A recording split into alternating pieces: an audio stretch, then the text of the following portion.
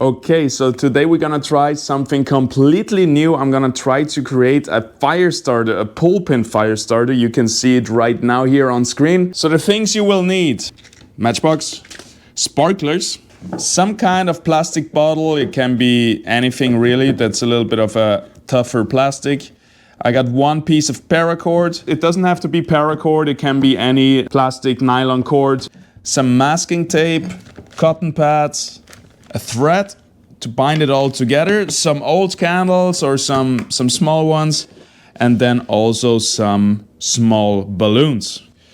For the tools, we need some pliers to cut the sparklers, we need some scissors, and any knife will do. I'm gonna use this can, I think in a water bath, to melt the candles, and then I'm gonna pour the wax over into this container, and this is where I'm gonna dip the fire starters to coat them in wax. At least that's the plan. We're gonna see how it goes. Let's start with the matchbox. So we're gonna cut on the edge here. Doesn't have to be perfect. And then we're gonna use the other one as well. Well, the matches wanna come out. Clean it up a little bit. This is what we end up with. We have 8 of those little strips. So we do cut it out nicely, we halve it and then we halve it again, like we make quarters out of it. And that should do it. So per matchbox you should have 8 strips and can make 8 fire starters with it. Okay, so first we're gonna put 2 of them together. The reason why I use masking tape is because it burns a little bit cleaner. It doesn't leave behind so much soot on the stone or wherever you're gonna burn it. And since this is gonna burn for like, hopefully 20, 25, 30 minutes, I don't want it to just come off black smoke all the time, which would happen with electrical tape. Now we're gonna cut out the plastic pieces. They're supposed to be in the exact same size as the 8 abrasive strips. So we're gonna cut them to shape and then we're gonna bend both in the middle, make this little hat. Military grade paracord. So I have like 7 strands in here. I use one of them now for the first fire starter. I'm tying an overhand loop and I'm just gonna burn the ends so it doesn't open up. Now we're gonna use our little plastic hat, put the abrasive on top of it, and then all of this is gonna be the pin mechanism, and we put it in between the matchsticks. So let's pry that open. We gotta be careful when we push it in to not ignite already the matchsticks, and yeah, that's it. It's lodged in between the 2 sticks, and if we pull it, we're gonna hopefully ignite it. Let's bind it a little bit more together so nothing can happen here. I really want to try it out because this is my first one and I want to make sure it works. So let's see. Hey, that worked like a charm.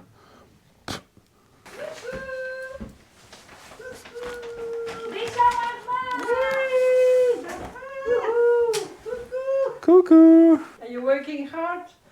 Yeah, I'm crafting some fire starters. Attends, you're not in the camera. Oh! Bon appétit, so.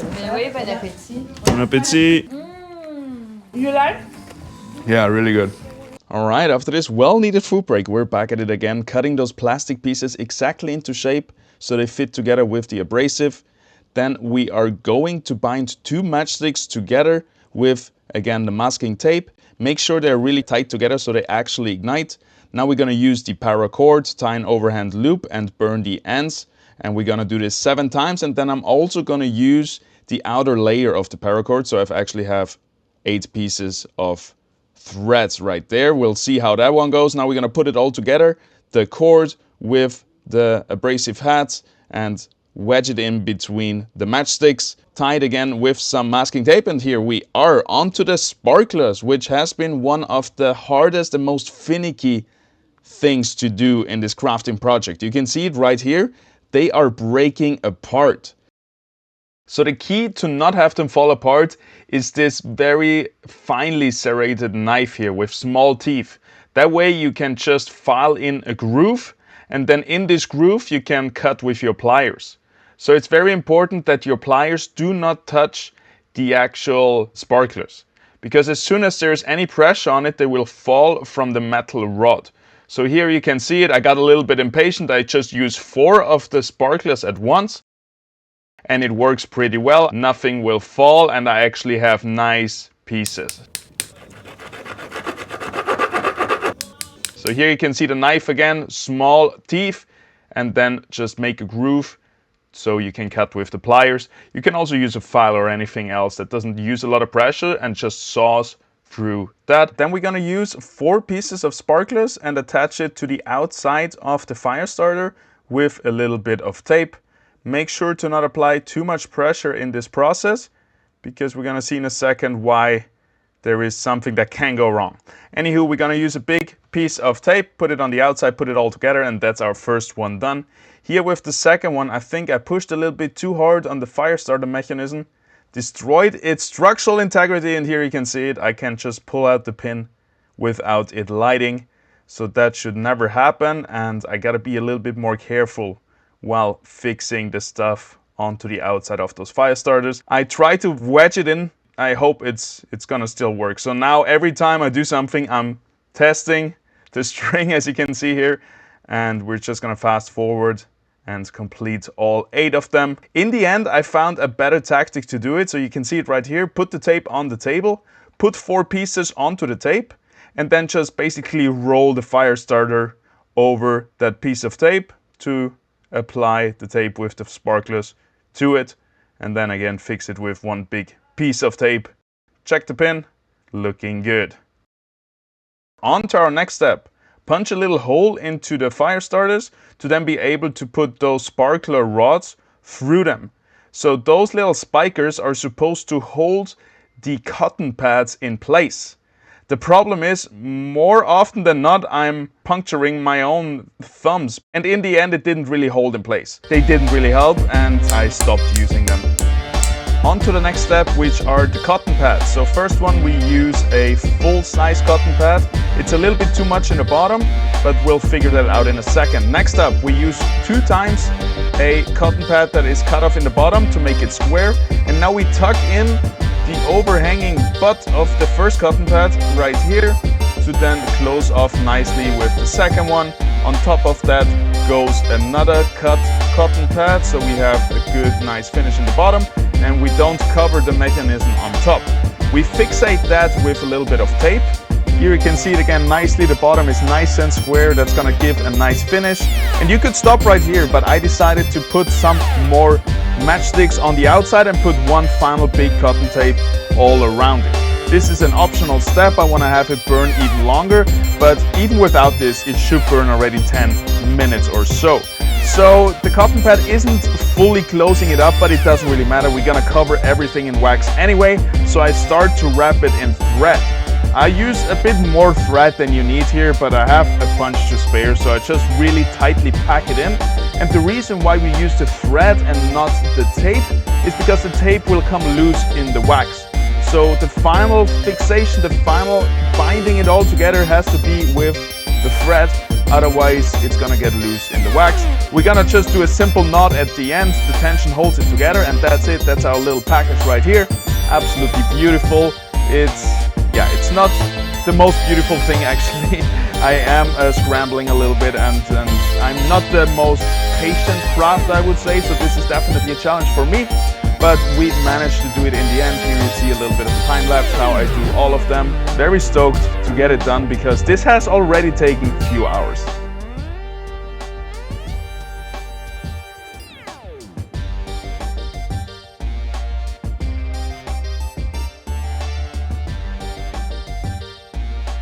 Eight tampons ready to go. All right, now we just gotta dip them in some wax and then seal them with balloons.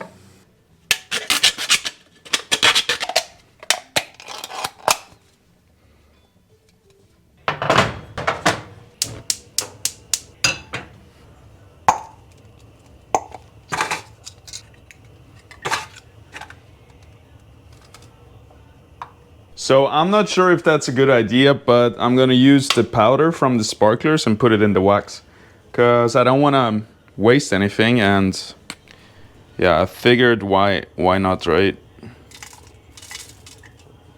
I really hope the sparkler powder doesn't catch on fire at 100 degrees or a little bit more in that water bath. Funny story actually, when I was a kid I wanted to make candles for my mother on Mother's Day, and I made it in a pan, just on the fire in the pan, and it caught on fire and I had a burning pan in my hand. I was like, I don't know, less than 10 years old.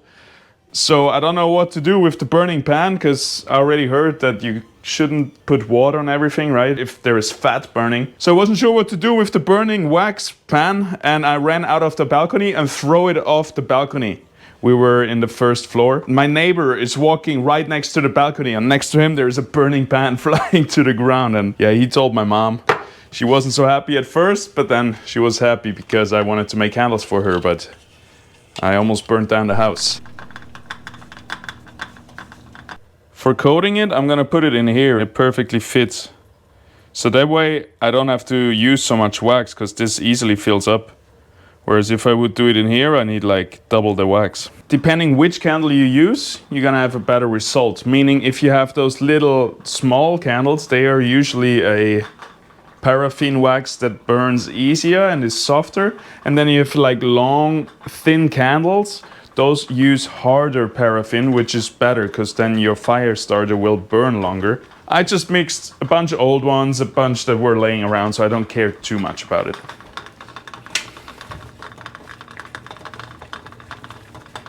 I think we should be ready. This technique here takes a bit longer with the water bath, but at least you're sure you don't catch on fire, so I like it. And I also like using the can, so I don't mess up a pot or something. Let's start dipping those fire starters into the wax.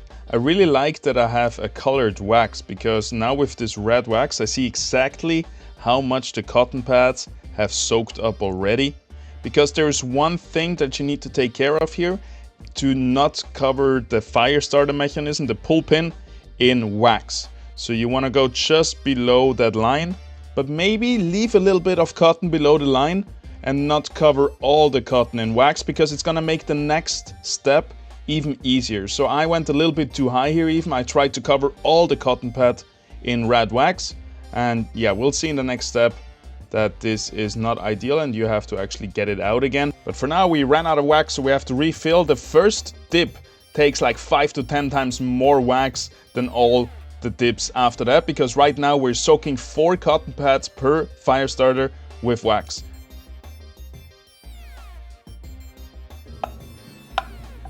Oh no, gotta do more wax. It's kind of weird that they look like tampons and now I'm making them red.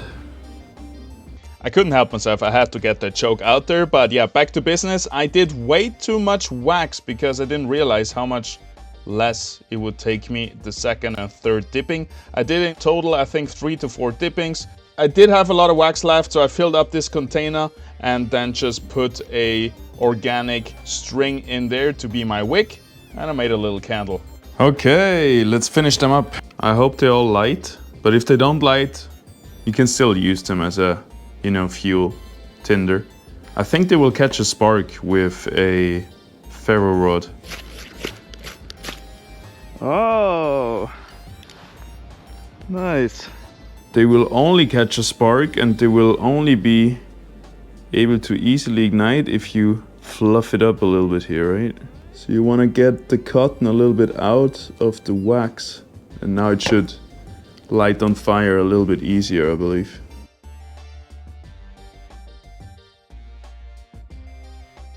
Don't use a super sharp knife here. It can be like a screwdriver or something. You just want to get in and fluff it up. I think pliers would be good too, but just this and pull it out I think works pretty well right now. That's it, I don't think we need much more. Hey, look at that, I'm stoked. 8 fire starters. All right, let's pop one. No, not inside. I'm gonna show you soon, but first we gotta pack them up.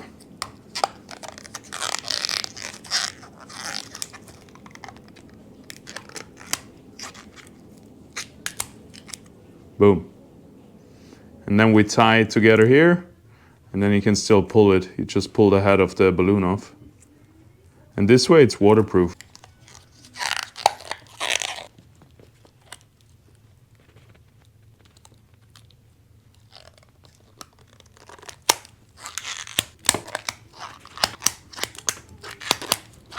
one got a hole.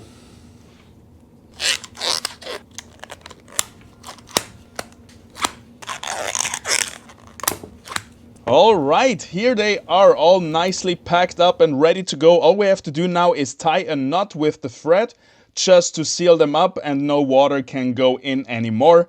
I had a lot of fun, but also a little bit of a frustration doing this, but I think anyone should and could try this. It's definitely a great exercise, a great crafting project with your kids, for example. And I learned a lot doing this about multiple things. And I'm definitely gonna be back and try to improve this build even more in the next time I try to craft those. But for now, all that is left is going outside, trying them out and see how they perform. So enjoy the rest of the video where we're gonna check how long they burn, if they all snap and all actually light on fire.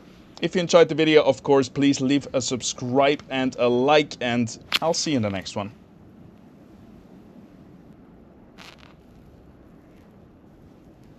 The problem is the cotton is kind of smoldered in wax, so I didn't fluff it up enough.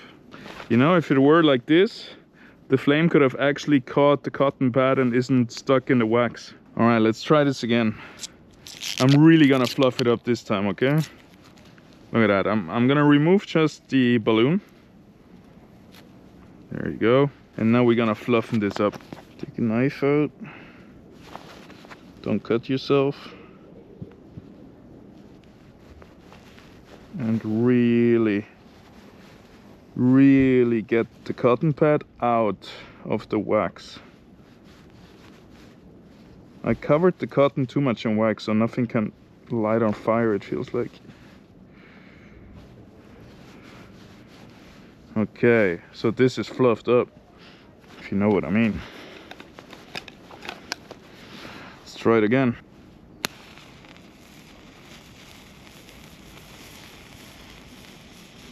This time the sparkler is ignited. And it seems like the cotton pad is on fire. Oh yeah, that's what I'm talking about. That is perfect. And now it doesn't go out anymore. Look at that. You can do what you want. Yeah, don't put it too much in water. But it will still burn in the rain and everything, right? I put it pretty much into the snow right here. It's still burning fine. All right, put it in there.